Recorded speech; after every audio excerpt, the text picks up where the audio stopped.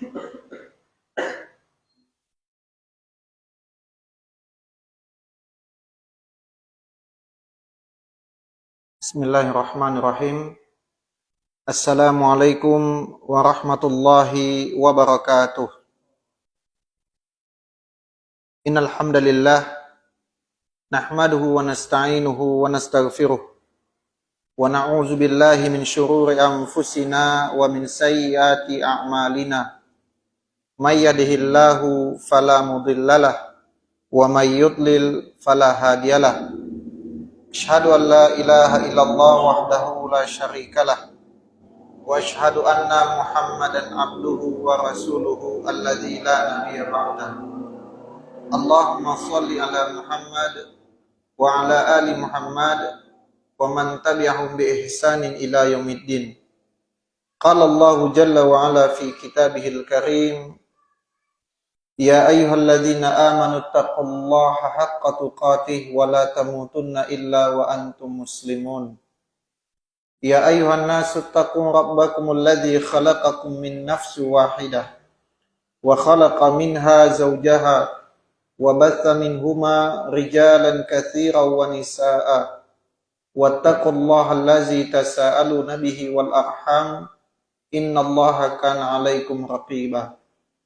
Ya ayyuhalladzina amanu taqullaha wa qulu qawlan sadida yuslih lakum a'malakum wa yaghfir lakum dzunubakum wa may yuti'illaha wa rasulahu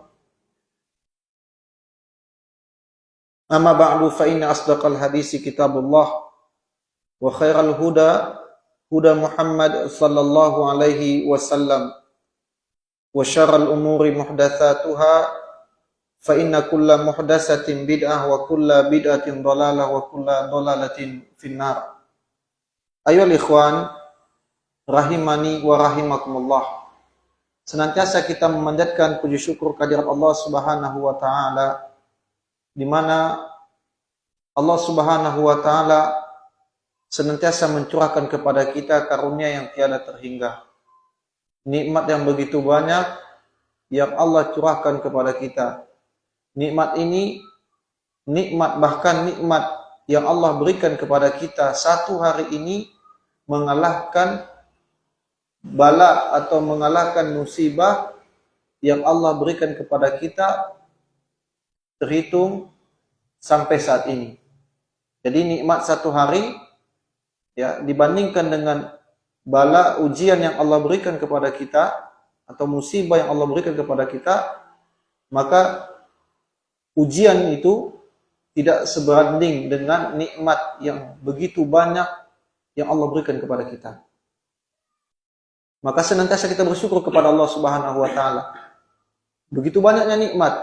Di antara nikmat itu, dan ini adalah nikmat terbesar, adalah nikmat Islam, nikmat iman. Terlebih lagi kita berada di negeri, di kepulauan yang kaum musliminnya menjadi minoritas. Kemudian Allah Subhanahu wa taala memilih kita di antara minoritas tersebut. Kemudian dari yang sedikit tersebut Allah berikan kita berada di atas nikmat sunnah setelah Islam. Dan ini merupakan nikmat yang sangat besar.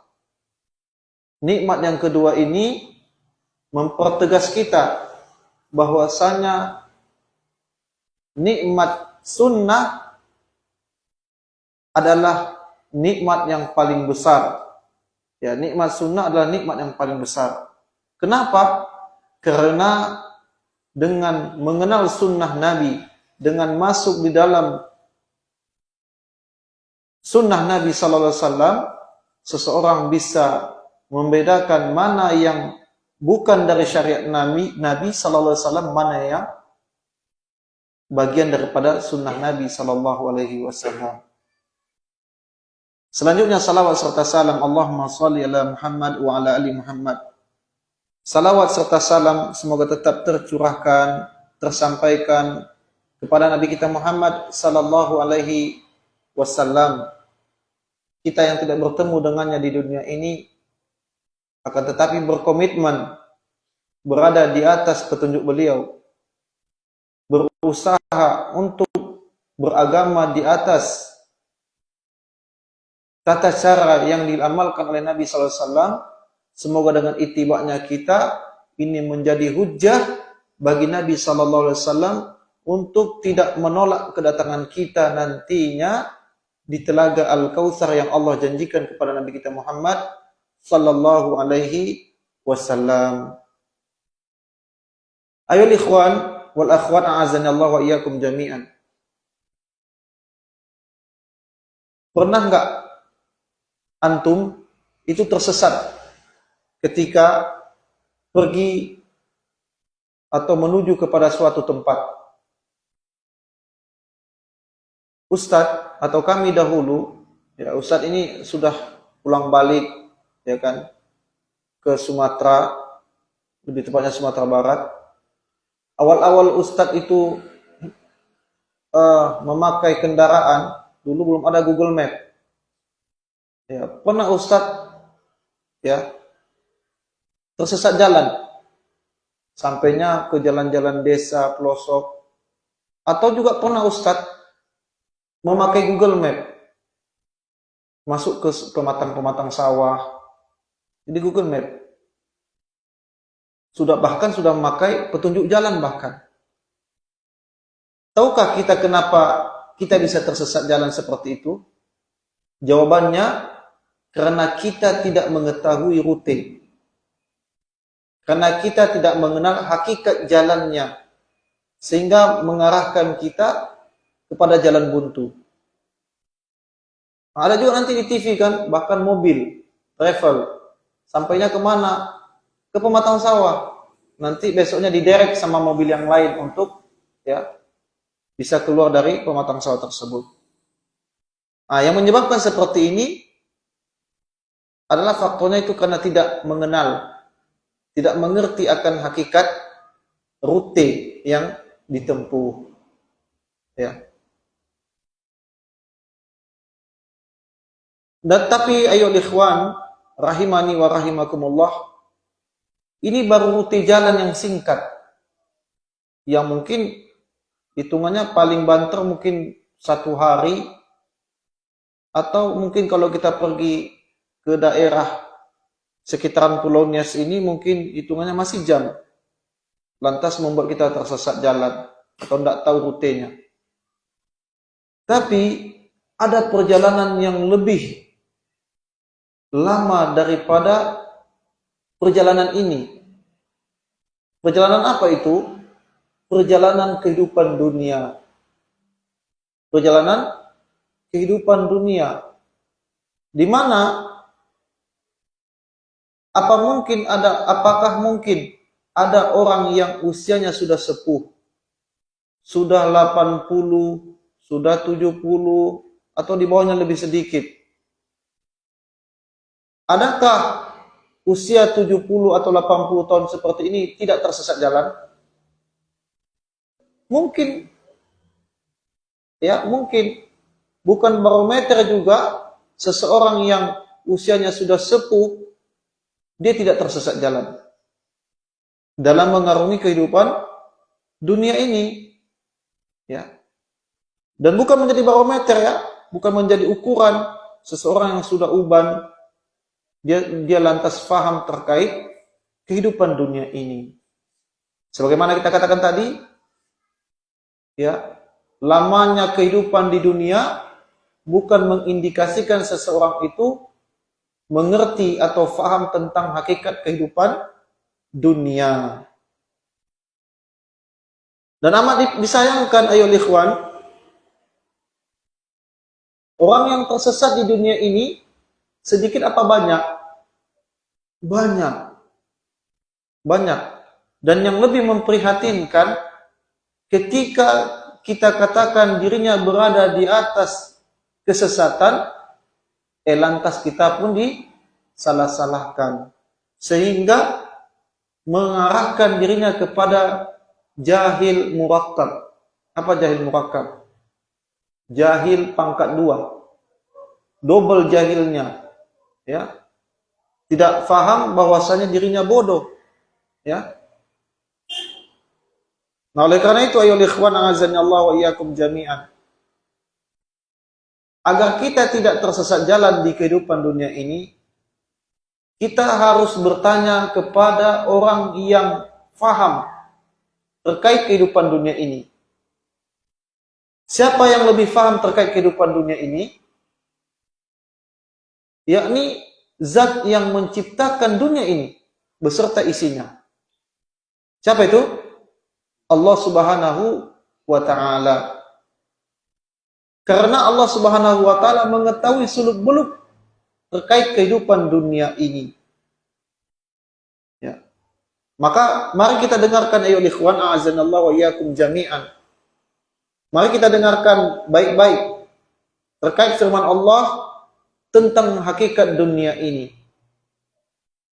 Sebagaimana Allah Subhanahu wa ta'ala firmankan dalam Al-Qur'an surah Al-Kahfi. Surat apa? Al-Kahfi ayat 45. Quran surah Al-Kahfi ayat 45. Dan ini adalah tema kajian kita pada malam hari ini. Allah Subhanahu wa ta'ala berfirman, "Wadrib lahum matalal hayatid dunya kama'in anzalnahu minas sama." Al-ayah. Kata Allah Subhanahu wa ta'ala, "Wadrib," dan berilah permisalan. Apa yang diberikan permisalan? Lahum, kepada mereka, masalal hayatid dunya, berikan permisalan kepada mereka tentang kehidupan dunia. Dengan apa? Kama'in, seperti air. Ma itu artinya air. Kama'in anzalnahu minas sama, seperti air yang turun dari langit. Artinya air hujan. Allah Subhanahu wa ta'ala menganalogikan kehidupan dunia seperti air yang turun dari langit. Seperti air yang turun dari langit. Maka Imam Al-Qurtubi rahimahullahu ta'ala, beliau menukil kaulnya orang-orang bijak dalam tafsir beliau, kenapa Allah Subhanahu wa ta'ala menyamakan kehidupan itu atau menganalogikan kehidupan dunia seperti air. Seperti air. Ada 4 poin. Nah, ini menjadi ringkasan kajian kita pada malam hari ini. Persamaan kehidupan dunia dengan air. Poin yang pertama, ayo ikhwan a'azanallahu wa iyyakum jami'an. Poin yang pertama, air itu tidak berada di satu tempat saja. Air itu tidak berada di satu tempat saja. Ya. Apa maksudnya? Kita dapati air itu ada di laut, ada di danau, ada di sungai, ada di comberan. Di mana lagi? Ada di Westafel, ada di sini, ya, di mana-mana tempat. Ya. Air itu berada di mana-mana tempat. Begitu pula dengan kehidupan ini, ayo ikhwan a'azanallahu wa iyyakum jami'an. Kehidupan di dunia ini juga tidak dalam satu kondisi saja. Ini hubungannya. Tidak selamanya di dunia ini orang-orang itu berada dalam kondisi senang berkepanjangan, tanpa ada duka sama sekali. Atau kondisi dia berpunya terus selamanya. Memiliki harta maksudnya. Atau tidak merasa duka sedikit pun. Mungkinkah di dunia ini seperti itu? Tidak. Ada kondisinya marah, ada kondisinya senang, ada kondisinya tertawa, ada kondisinya bahagia, ada kondisinya tersakiti, sehingga menangis. Ya. Inilah kehidupan dunia. Inilah kehidupan dunia. Sehingga Sehingga kalau orang yang mengerti akan kehidupan, mengerti dia bahwasannya dunia ini seperti air, maka dia tidak akan tertipu. Dia tidak akan merasa berkecil hati kalau Allah Subhanahu wa taala meletakkan dirinya pada kondisi yang tidak mengenakkan, yang dibenci oleh hawa nafsunya. Misalkan seorang yang telah berumah tangga namun juga belum dikaruniai anak, dia tidak berkecil hati, dia tidak akan bersedih.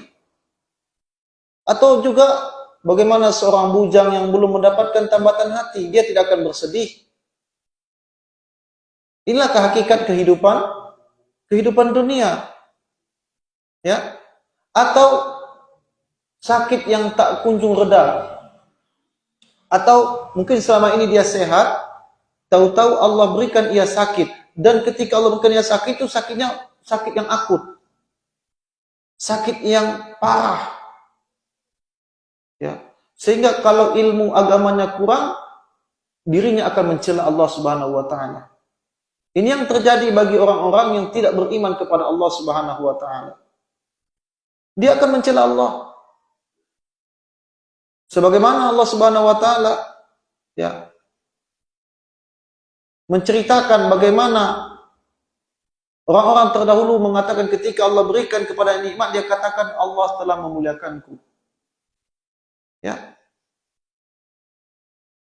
Kalau ada orang yang dibukakan dunianya, ya artinya dunia itu bisa bersifat ekonomi, bisa bersifat materi, ya kan? Pokoknya apa yang disenangi daripada hawa nafsu, maka dia katakan sungguh Allah telah memuliakanku.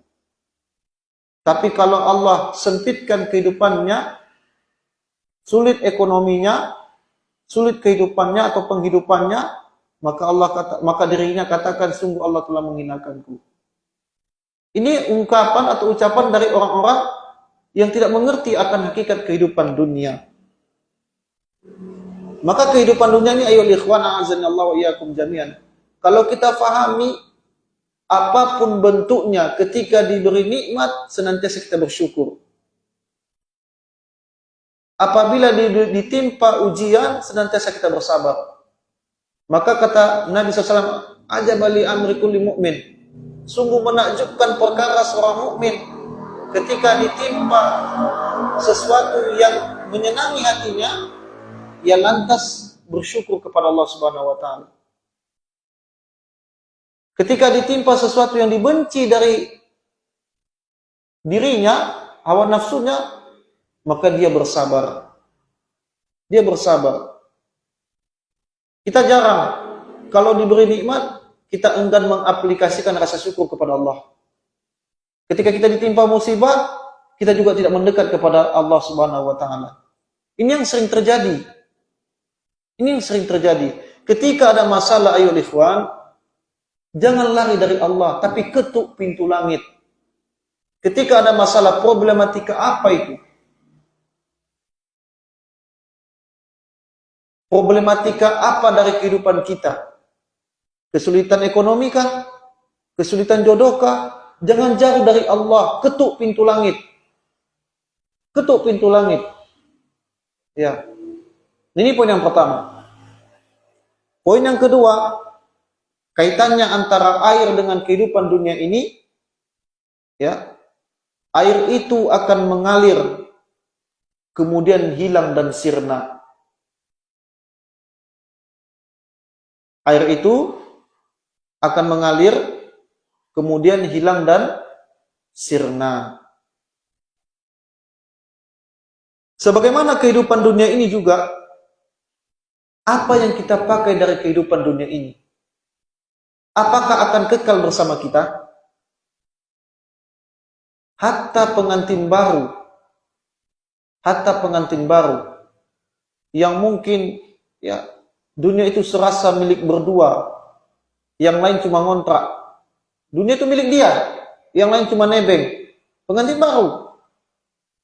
Hatta pengantin baru, kalau bukan dirinya yang meninggalkan pasangannya, pasangannya yang meninggalkan dirinya. Maka ada istilah nanti sehidup semati. Padahal salah. Sehidup matinya masing-masing. Nggak ada kan orang yang mati pasangannya sesedih apapun dia masuk ke dalam liang lahat pasangan. Ada. Secinta apapun dia, sebutin apapun dia ke pasangannya. Nggak ada. Nggak ada. Di dunia ini sebanyak apapun harta kita, setinggi apapun jabatan kita, semuanya fana. Kata Allah Subhanahu wa taala dalam surat Ar-Rahman, kullu man 'alaiha fan. Seluruhnya di kehidupan dunia ini akan binasa. Wa yabqa wajhu rabbika dzul jalali wal ikram. Yang kekal itu hanyalah Allah Subhanahu wa taala. Wajah Allah Subhanahu wa taala. Apakah ada orang yang hari ini kulitnya kencang, serta merta itu akan tetap kulitnya kencang? Mungkin Ustadz kalau dia meninggal muda, tetap kencang kan? Tapi pasti akan hancur dimakan tanah. Orang tua kita hari ini, lihat guratan tua di keningnya, goresan, ya, urat-urat tangan yang mulai keriput, bekas memperjuangkan kita sampai seperti ini. Apakah kulitnya seperti ini dia alami di masa muda? Tidak. Dulunya kulitnya, fisiknya yang kokoh lagi kuat. Fisiknya yang kokoh lagi kuat. Itu tidak sama dengan fisiknya hari ini. Menunjukkan apa? Apa yang kita pakai di dunia ini akan habis dan sirna. Akan habis dan sirna. Kalau kita mengerti akan hakikat di dunia ini tempatnya fana, kita tidak akan mau mempermanenkan diri kita di kehidupan dunia ini. Kita akan mengerti kondisi kita bahwasanya dunia tempat untuk beramal. Beramal dan terus beramal. Coba perhatikan, bagi mereka abdud dinar, abdud dirham, abdud dunia, hamba dirham, hamba budaknya dunia.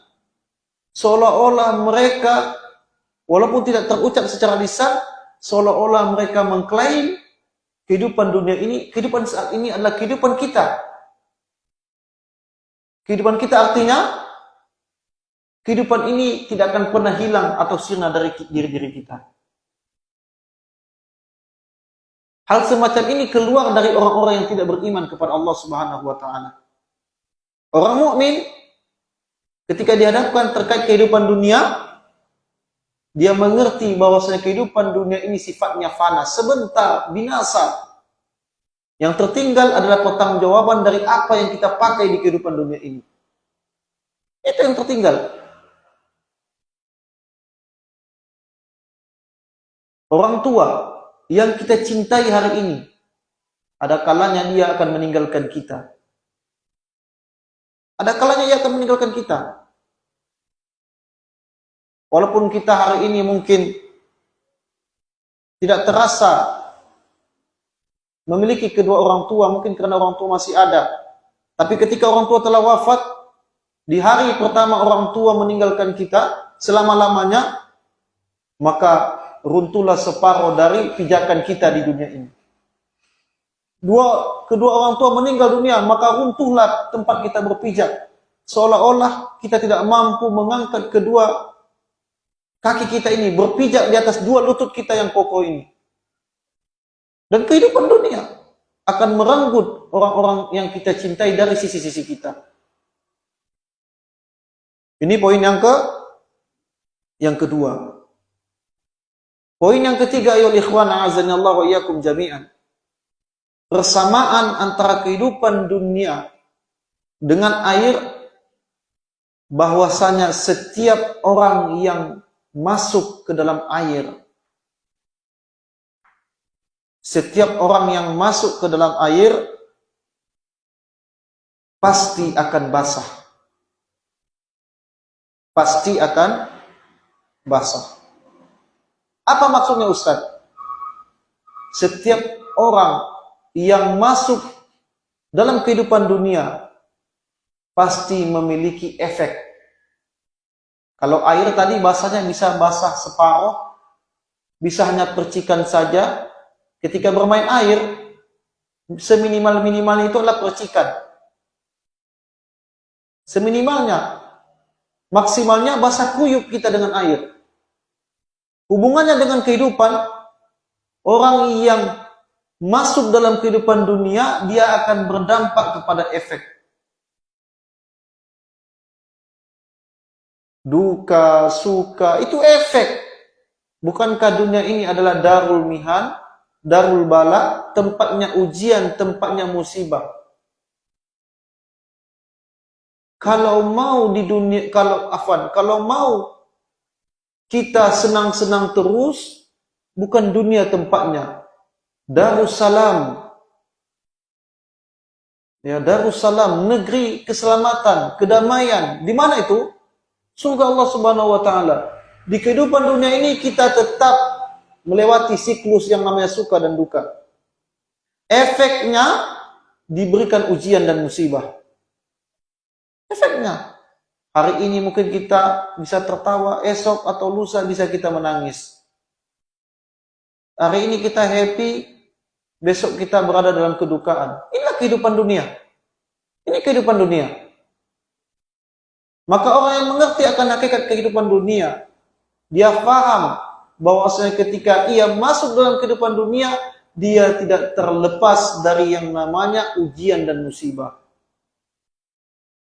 Maka jangan ada berkeyakinan kalau sudah masuk dalam kehidupan dunia, kalau sudah saya beriman, saya tidak diuji.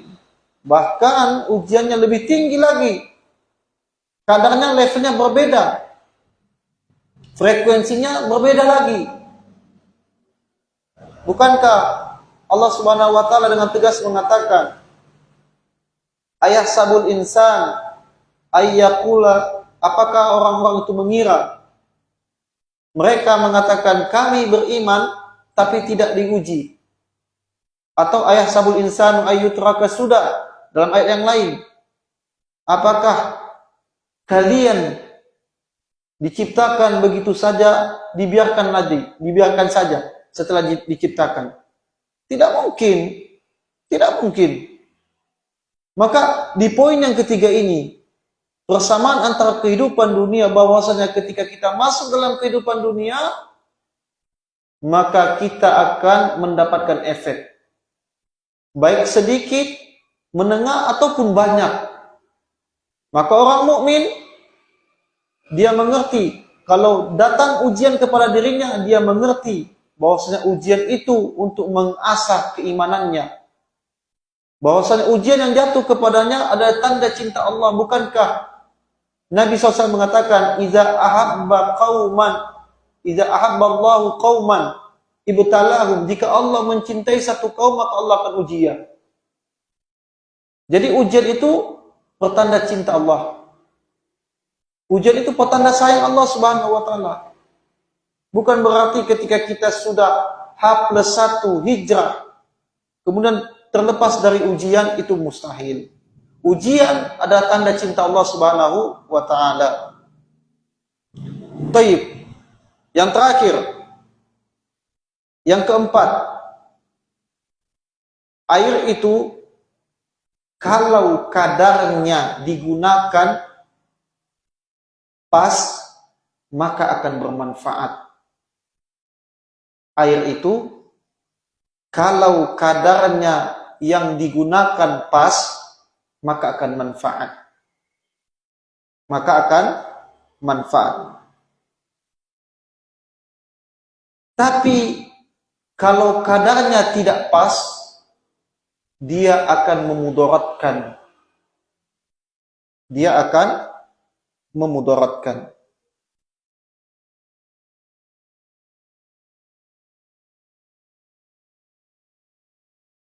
Apa maksudnya ini, Ustaz? Maksudnya adalah jangan tamak terhadap dunia. Jangan rakus terhadap dunia. Jadilah orang yang zuhud terhadap dunia. Jadilah orang yang qanaah, merasa cukup terhadap dunia, terhadap pemberian Allah Subhanahu wa taala. Betapa banyak orang-orang, ayyuhal ikhwan, a'azzanallahu wa iyyakum jami'an, pergi pagi tidak mendapati matahari. Sebelum jam 6 masih gelap. Balik ke rumah ketika matahari telah tenggelam. Hari-hari siklus kehidupannya seperti itu. Tetapi yang ia dapati dari dunia, apa yang Allah telah takdirkan atasnya. Berletih terhadap dunia. Tetapi yang ia letihkan itu, di Lauhil Mahfuz Allah takdirkan dirinya hanya mendapatkan secuil dari kehidupan dunia. Hamba dunia. Betapa banyak orang seperti ini, ayyuhal ikhwan, a'azzanallahu wa iyyakum jami'an. Berletih terhadap kehidupan dunia, seolah-olah kehidupan ini atau seolah-olah harta yang ia kumpulkan ia bawa mati. Coba kita renungkan sejenak. Ada orang dia berusaha dari usia mudanya mengumpulkan harta sebanyak-banyaknya. Taruhlah udah miliaran hartanya. Sementara Allah takdirkan ia berwafat, meninggal dunia, Allah cukupkan takdirnya usia 60 tahun. Kemudian dirinya sekarang berada di 50 tahun atau di 55 tahun. Bukankah setiap satu hari yang ia habiskan untuk mengumpulkan dunia, sejatinya juga satu hari waktu, kesempatan untuk ibadah kepada Allah berkurang di sisi Allah? Lalu kapan masanya lagi ia akan nikmati harta yang ia kumpulkan dari usia muda tadi? Mana lagi masanya? Satu kesempatan yang kita habiskan menjadi hamba dunia, maka kita telah melepaskan satu kesempatan modal kita untuk beribadah kepada Allah Subhanahu wa taala. Maka orang yang bijak, orang yang mengerti akan hakikat kehidupan dunia, dia tidak akan menunggu waktu terkumpulnya harta harus bisa infak. Tidak. Dari secuil harta yang ia miliki hari itu, ia akan berinfak. Sangat mudah baginya untuk mengeluarkan harta. Tidak statement orang nanti, saya baru, ada statement orang menabung pangkal kaya. Statement seperti ini tidak dikenal dalam Islam. Statement kita adalah infak dan sedekah. Nah, oleh karena itu, ayyuhal ikhwan, a'azzanallahu wa iyyakum jami'an. Ini 4 poin. Inilah 4 poin yang harus kita fahami. Persamaan antara kehidupan dunia ini dengan air. Tadi Allah Subhanahu wa taala berfirman dalam Quran surat apa? Al-Kahfi ayat 45. Allah mempermisalkan, menganalogikan kehidupan ini dengan air yang turun dari langit. Wadrib lahum, permisalkanlah kepada mereka. Apa itu? Mathalal hayatid dunya, kehidupan dunia ini, kamain, seperti air, anzalnahu minas sama, seperti air yang turun dari langit. Imam Al-Qurtubi, ya, beliau mengatakan, ya, mengutip dari kaul orang-orang bijak, bahwasanya ada 4 faktor persamaan antara kehidupan dunia dengan air. Yang pertama tadi, bahwasanya air itu tidak berada di satu tempat, dia akan pindah-pindah. Ya, dia akan pindah-pindah. Ya, maka kondisi juga kita, kadang hari ini senang, besok tertawa, seperti itu terus siklus kehidupan ini. Kondisi atau pemisalan yang kedua, apa tadi? Air itu akan mengalir dan akan sirna. Air itu yang kita pakai akan sirna, ya, akan sirna, akan habis, ya, akan mengalir begitu saja. Kondisi yang ketiga, setiap orang yang masuk ke dalam air akan memiliki efek, sedikit atau banyaknya kita masuk dalam kehidupan dunia ini akan berimbas kepada kita, ya, efek. Masalah apapun. Bahkan kata Allah Subhanahu wa taala, dalam Al-Quran surah Al-Baqarah ayat 155, walanabluwannakum bisyai'in minal khawfi wal ju' wa naqsim minal amwali wal anfusi was thamarat wa basyiris sabirin. Dan akan kami uji. Kata Allah kami uji, kemudian ditutup dengan selanjutnya kata Allah Subhanahu wa taala, kalimatnya apa? Bisyai'in, dengan sedikit. Kita katakan dengan rasa khauf, takut kalau tidak jadi dengan si dia, takut kalau tidak mendapatkan jodoh, takut kalau kita akan mati membujang, dan lain-lainnya. Rasa takut ini adalah yang Allah timbulkan sedikit. Kita rasanya, sudah sangat besar dahsyat, padahal ujian ini sedikit. Bukan kami yang mengatakan, tapi Allah Subhanahu wa taala. Minal khaufi wal ju', rasa lapar, wa naqsim minal amwal, dan kekurangan daripada jiwa, wafatnya orang yang kita cintai, ditinggal meninggal oleh orang tua kita, wal anfusi wat thamarat, dan kehilangan, kekurangan daripada buah-buahan. Dan kabarkan wa basyirus sabir, kabarkan kabar gembira kepada orang-orang yang sabar. Dan yang terakhir, yang keempat, air itu kalau kadarnya digunakan pas akan memberikan manfaat, kalau kadarnya berlebihan akan memudaratkan. Ya. Maka yang keempat ini, kalau kita rakus terhadap dunia, tamak terhadap dunia, telah banyak contoh. Di antaranya Qarun yang masyhur di tengah kita, abdid dunya, abdid dirham wa dinar, hamba dunia, budak dunia, tapi tidak dibawa sampai sekarang. Tapi tidak dibawa ke dalam kubur. Semoga dari yang sedikit ini ya memberikan manfaat kepada kita bersama. Aqulu qouli hadza, subhanakallahumma wa bihamdika, asyhadu an la ilaha illa anta, astaghfiruka wa atubu ilaik. Wa sallallahu ala nabiyyina Muhammad wa ala alihi wa ashabi ajmain. Assalamualaikum warahmatullahi wabarakatuh.